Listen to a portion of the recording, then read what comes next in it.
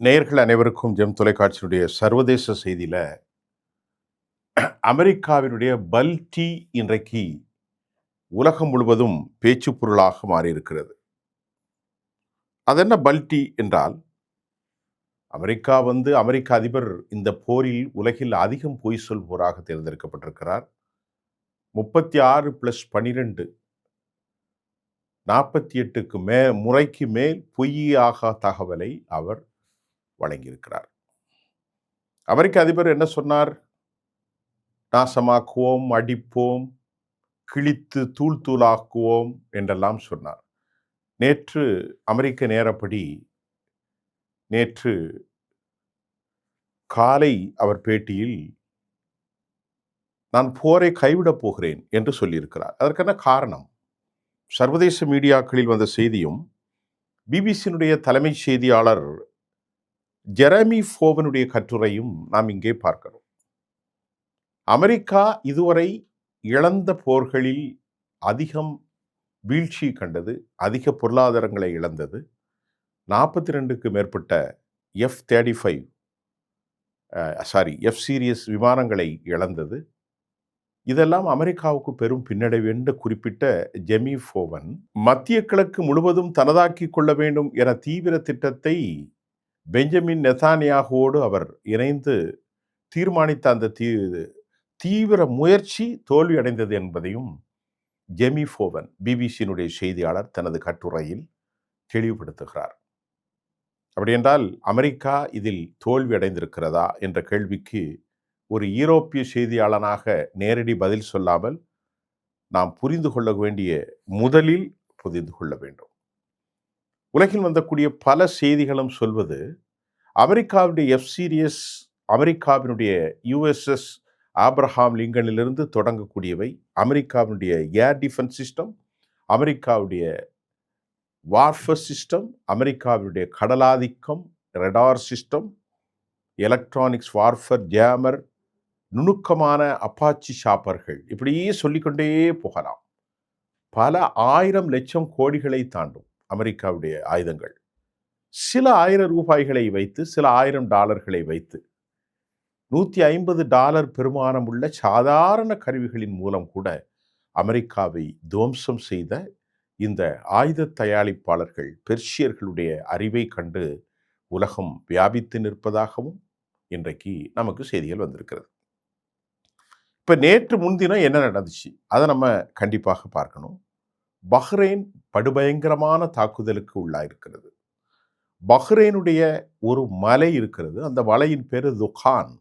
இந்த துகான் மலையில் இருக்கும் பல ஆயிரம் கோடி பெருமானம் உள்ள அமெரிக்காவுடைய ராக்கெட்டுகள் துவம்சம் செய்யப்பட்டிருக்கிறது, அடித்து நொறுக்கப்பட்டிருக்கிறது.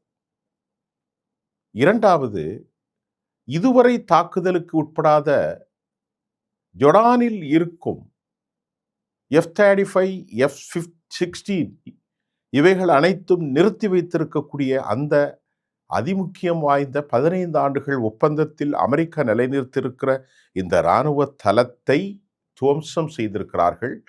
அவற்றில் தடுப்பு வியூகமாக வைத்திருக்கிற high attitude air defence system முழுமையாக அழிந்து உள்ளே சென்று அமெரிக்க விமானங்களில் 2 தாக்குதலுக்கு உள்ளாயிருக்கிறது.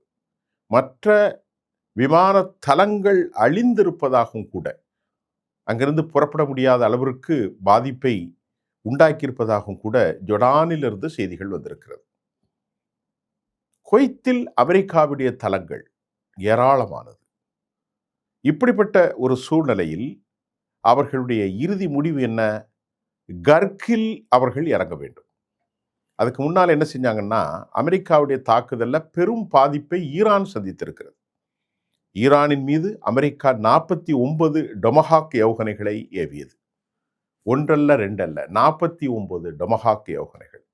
தெஹ்ரான் மட்டுமல்ல, இஸ்பஹான் மட்டுமல்ல, பல சிட்டிகள் கடும் தாக்குதலுக்கு உள்ளான. நேற்றே சொல்லியிருந்தேன். நீர்நிலைகள், electricity production unit, as well as அதே போன்று இராணுவ தளங்கள், ஏவுகணை தளங்கள் என்று அமெரிக்காவின் சார்பிலே சொல்லப்பட்டது. ஆனால் உண்மையில் ஈரான் படுபாதகமான தாக்குதலுக்கு உள்ளாகி இருக்கிறது. கிட்டத்தட்ட 250 மில்லியன் குண்டுகளை வீசியதாக அமெரிக்கா ஒப்புக்கொள்கிறது. உண்மைதான், அமெரிக்கா வீசித்தான் இருக்கிறது. ஆக எப்படியாவது வீசி அச்சுறுத்தி நாம் ஈரானை பணிய வைக்க வேண்டும் என்று முயற்சித்த அமெரிக்கா 18 நிலைகளில் தாக்குதலை நடத்திய மறுகாரமாக அமெரிக்காவுக்கு அச்சுறுத்தக்கூடிய 21 நிலைகளில் பயங்கர தாக்குதலை ஈரான் திருப்பி தாக்கியிருக்கிறார்கள். ஹாமுராபியினுடைய கொள்கை போல் கண்ணுக்கு கண், பல்லுக்கு பல். அமெரிக்காவினுடைய தாக்குதல்களை கண்டு ஈரான் அஞ்சவில்லை. ஈரான் மரணத்தை சந்திப்பதற்கு மாபெரும் எழுச்சியோடு நிற்கிறது என்ற தகவல் தான் இன்று காலை இந்தியாவின் நேரம், நேற்று இரவு இந்திய நேரப்படி அமெரிக்க அதிபர் இல்லை நாங்கள் போரை விட்டு விடுகிறோம். அதற்கு ஒரு காரணத்தை அவர் சொல்கிறார். என்ன காரணம் தெரியுமா? சவுதி அரேபியா, ஜோர்டான், UAE மற்றும் மத்திய கிழக்கில் இருக்கக்கூடிய துருக்கி போன்ற நாடுகள் எல்லோரும் இணைந்து ஒரு ஒப்பந்தத்தை ஈரானோடு கொண்டு வந்து ஈரோப்பாவில் கைச்சாத்திட போறோம். அதனால என்னிடத்தில் கெஞ்சினார்கள். இவ்வளவு பெரிய பொய்யன உலகத்துல யாரும் வாழ்க்கையில நீ பார்க்க முடியாது. அதனால நாங்க போரை நிறுத்திட்டோம் அப்படின்னு சொன்னார். ஆனால் ஈரான் சொல்லுகிறது இப்படி ஒரு சம்பவமே நடக்கல அப்படிங்கிறான். இப்ப எவ்வளவு பெரிய இது என்ன ஆச்சரியமா இருக்கு நண்பர்களே, தோழர்களே. உலகத்தில் இருக்கக்கூடிய பெரிய மீடியாக்கள், நியூயார்க் டைம்ஸாக இருந்தாலும் சரி, வால் ஸ்ட்ரீட் ஜேர்னலாக இருந்தாலும் சரி, CNN ஆக இருந்தாலும் சரி, BBC, எல்லாமே அவர்களுடைய நாடு, அங்கிருந்து வருது, உலகமே பார்த்து கொண்டு. அப்ப இவ்வளவு பெரிய ஒரு பொய்யன் எப்படி ஒரு அமெரிக்க தலைவராக மாற முடிந்தது என்பது புரியவில்லை. அவ்வளவு பொய்யை அவர் சொல்றார், சொல்லிக்கிட்டே இருக்கார். 80 வயது பெரியவரும் கூட அவர். நல்லா புரிந்து கொள்ளுங்கள். ஆக ஈரான் சொல்லுகிறது எந்த சமாதானத்துக்கும் நாங்கள் வரவில்லை, இவர் பொய் சொல்கிறார். பொய்கள். அப்ப நமக்கு இன்டர்நேஷனல் நியூஸ்ல சொல்லுது கர்க் தீவை இவர் தாக்கி அழிப்பதுதான் இவருடைய நோக்கம். 8 கிலோமீட்டர் 4 கிலோமீட்டர் அகலம் கொண்ட ஒரு சிறிய உபாதை. இது அல்லாம கிஷித் பல தீவுகள் இருக்கிறது, குட்டி குட்டி தீவுகள், அதனுடைய பெயர்கள் எல்லாம் தேவையில்லை. எல்லாவற்றிலும் தான் தாக்கியிருக்கிறார்கள். நிலை குலைந்த தாக்குதலை நடத்தியிருக்கிறார்கள். ஆனால் எந்த நிலையிலும் பேச்சுவார்த்தை இல்லை என்பதை அவர்கள் அறிவித்திருக்கிறார்கள். அங்கே இருக்கக்கூடிய மிக முக்கியமாக சபாநாயகர் பக்கர் கலிபாப், அமெரிக்கா ஆபத்தை நெருங்கி கொண்டிருக்கிறது, இடம் தெரியாமல் காலை வைத்து சிக்கப் போகிறார்கள், தேவையில்லாமல் இவ்வளவு பெரிய அநீதி செய்து கொண்டிருக்கிறார்கள் என எச்சரிக்கை செய்திருக்கிறார். இப்பொழுது அமெரிக்கா கர்க்கில் இறங்க வேண்டுமென்றால் அங்கே அவர்கள் சந்திக்கும் கர்க் என்பது மிக முக்கியமான இராணுவ தளம் வாய்ந்த 8 கிலோமீட்டர் நீளமும் 4 கிலோமீட்டர் அகலம் கொண்ட ஒரு தளம். இங்கே அமெரிக்க வீரர்கள் கொத்து கொத்தாக கொல்லப்படுவார்கள். அமெரிக்கா அங்கே வைத்திருக்கிற 30 மில்லியன், யார் வைத்திருக்கிறார் சேமிப்பு கிடங்கில்? ஈரான் சேர்த்திருக்கிறது, பற்றி எரியும். 1 மில்லியன் என்பது 10 லட்சம், 10 மில்லியன் என்பது 1 லட்சம், 3 கோடி பெட்ரோலும் எரியும். அப்படி எரிந்தால் உலகமே அது சுடுகாடாக மாறுகிற போது அமெரிக்க வீரர்களும் சுடுகாடாக ஆகி போவார்கள். ஈரானும் இழப்பை சந்திக்கும், ஈரானும் மரணத்தை சந்திப்பார்கள். அமெரிக்க வீரர்கள் மரணத்தை சந்திக்க தயாராக இல்லை. தாக்கி பார்க்கிறான் மனிதர், ஒன்றும் நடக்கல. அமெரிக்கர்கள் தாக்குகிறார்கள், ஈரானிடத்தில் படிய வைக்க முடியும். அவர்கள் தெளிவாக சொன்னார்கள், ஹெர்முஸ் எங்களுக்கு தான், ஸ்டாக் பைல் எங்களுக்கு தான், அதை விட்டுக் கொடுக்கும் நேரம் இல்லை. அதே போன்று லெபனானை நீங்கள் போரை நிறுத்துங்கள், மத்திய கிழக்கிலிருந்து பிளாக் ஹேட் எடுத்து காலி செஞ்சுட்டு போங்க, ப்ரோசர் அக்கௌண்ட்டை நீங்கள் ரிலீஸ் பண்ணுங்க, இதுதான் எங்கள் கண்டிஷன், இதுதான் அமெரிக்காவுடைய கண்டிஷன். இப்போ இந்த கண்டிஷன்களை எல்லாம் மீறி அமெரிக்கா உள்ளே இறங்க முடியாது என்றும், பீட் ஹெட்ஸ் போன்ற மோசமானவர்களின் தூண்டுதலிலும், மைக்கேல் போன்ற மோசமானவர்களின் தூண்டுதலும் இந்த போரை அமெரிக்கா முன்னெடுத்து கடைசியில் கேவலப்பட்டு நிற்பதைத்தான் நாம் இப்போது பார்க்கக்கூடியதாக இருக்கிறது. பீட் ஹெட்ஸெட் ஒரு போர்வாளி, மைக்ரோ ரூபியோ ஒரு நடிகன், இவர்கள் அனைவரும் யூத சாம்ராஜ்யத்தினுடைய ஆட்கள். ஆகவேதான் ஜெரோமி போவன் தன் கட்டுரையில் சொல்கிறார், மத்திய கிழக்கை தாங்கள் கைவசம் கொண்டு வந்து விட வேண்டும் என்று எண்ணிய நிலையில் அவர்கள் தோல்வியடைந்தார்கள் என்கின்றது பிபிசி. நான் சொல்லவில்லை, நீங்க போய் சர்ச் பண்ணி பாருங்க. அதற்கு அடுத்து ரொம்ப முக்கியமான விவகாரம், அமெரிக்க அதிபர் கிட்டத்தட்ட 100 மில்லியன், 1 மில்லியன் என்பது 10 லட்சம், 10 மில்லியன் என்பது 1 கோடி, 100 மில்லியன் என்றால் 10 கோடி. 100 மில்லியன் பேரல்களை அமெரிக்கர்கள் கைப்பற்றியிருப்பதாக அடுத்த பொய்யை அவர் அடிக்கிறார்.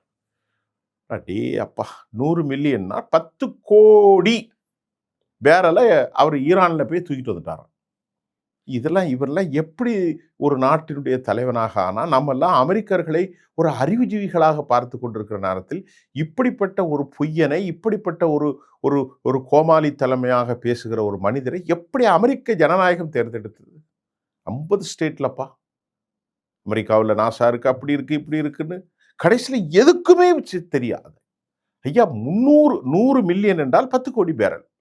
அப்ப உலகத்தில் அறிவுஜீவிகள் சொல்கிறார்கள் 10 கோடி பேரலை அங்கிருந்து திருடிட்டு வந்தாலும், கைப்பற்றி வந்தாலும், தூக்கிட்டு வந்தாலும் 200 கப்பல்கள் தேவை.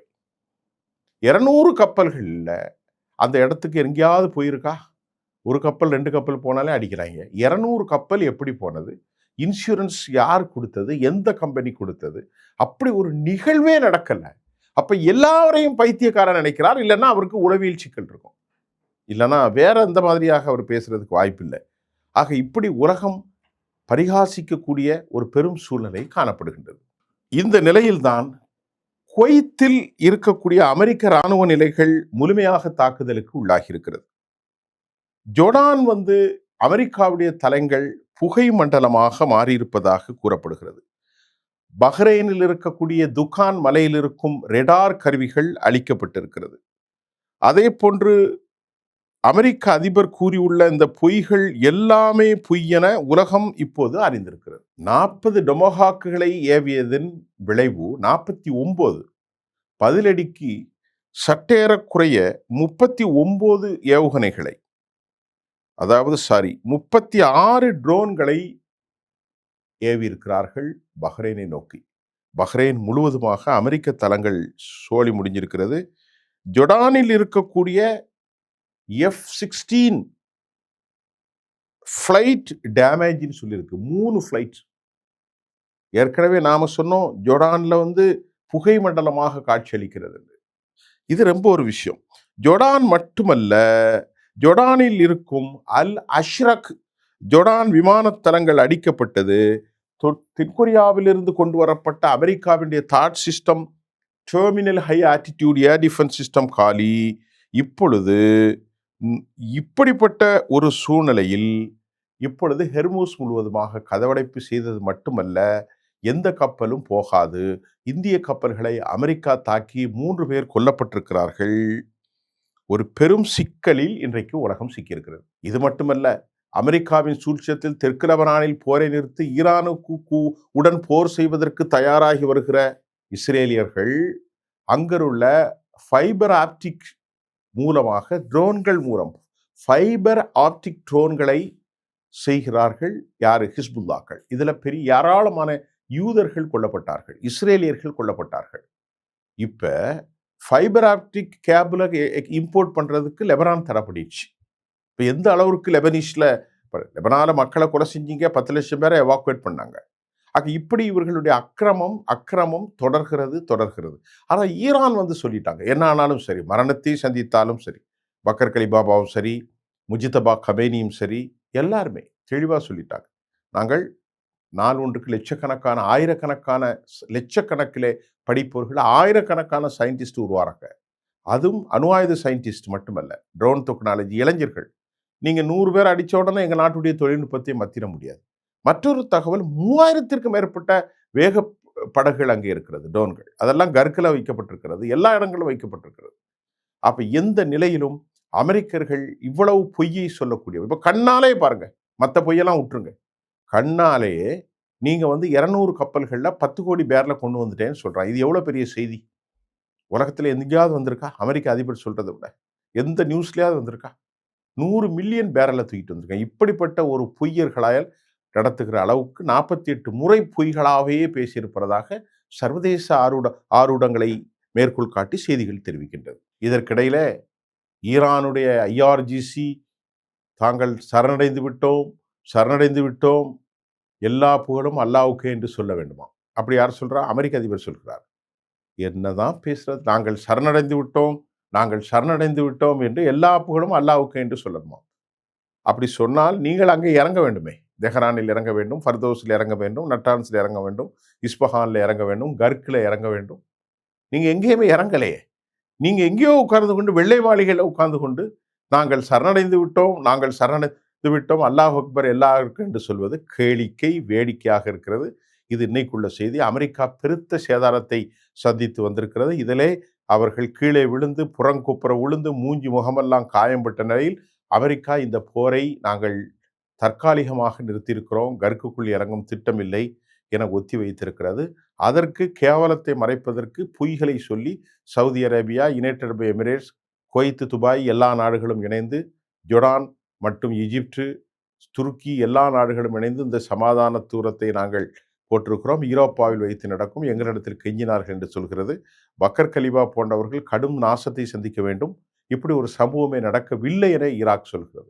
IRGC இறுதி வரை போர் அவர்கள் மிக மிக மிக மிக தெளிவாக அவர்களுக்கு ஏற்படுகிற நஷ்டம் பெரும் நஷ்டம், உயிரிழப்பு, பொருளிழப்பு, சேதாரங்கள், அதை தாண்டியும் அவர்கள் இந்த ஐடியாலஜிக்கலி பேஸா கடைசி வரைக்கும் தற்போது போரிட்டுக் கொண்டிருக்கிறார்கள் என்பதுதான் இன்றைய செய்தி. மீண்டும் நாளை புதிய செய்திகளோடு சந்திப்போம்.